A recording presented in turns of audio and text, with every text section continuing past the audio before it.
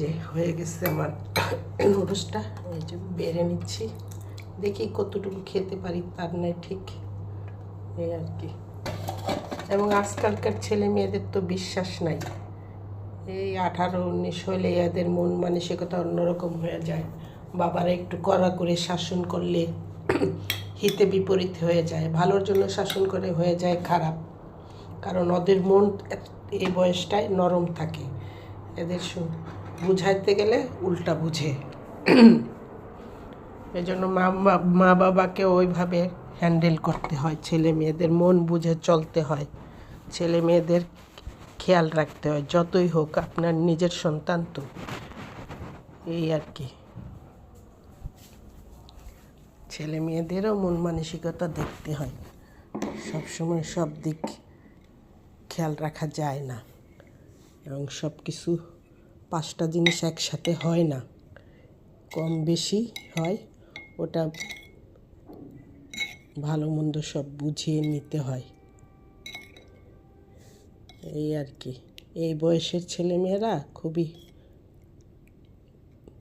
নড়বড়ে থাকে, মন মানসিকতা ওদের খুবই নরম থাকে, এদের আঘাত পাইলে আঘাত ওরা নিতে পারে না, আবার একটু ওভারকাম হয়ে যায়,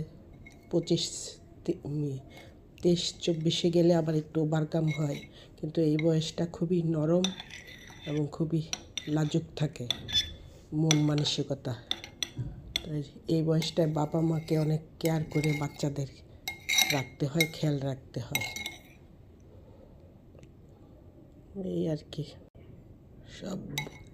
সব বাবা মাকেই বলতেছি, ছেলে মেয়েদের জন্ম দিয়েছেন বহুত কষ্ট করে, বড় করেছেন অনেক কষ্ট করে, লালন পালন করেছেন, কেয়ার করেছেন, এখন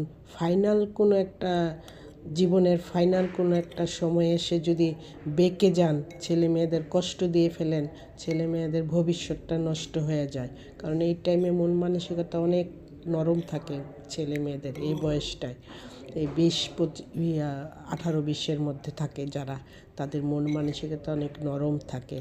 সুতরাং বাবা মাদের বলবো, ছেলে মেয়েদের একটু কেয়ার করেন, একটু যত্নশীল হন, দায়িত্বশীল হন, বাচ্চাদের একটু মন মানসিকতার দিকেও একটু খেয়াল রাখেন, কারণ এত কষ্ট করে জন্ম দিয়েছেন, এত পালছেন, আবার বাচ্চা না হলে তখন আবার কষ্ট পাবেন, যাদের নাই তারা বুঝে কেমন কষ্ট, এটাই বলার ছিল, আর কিছু না।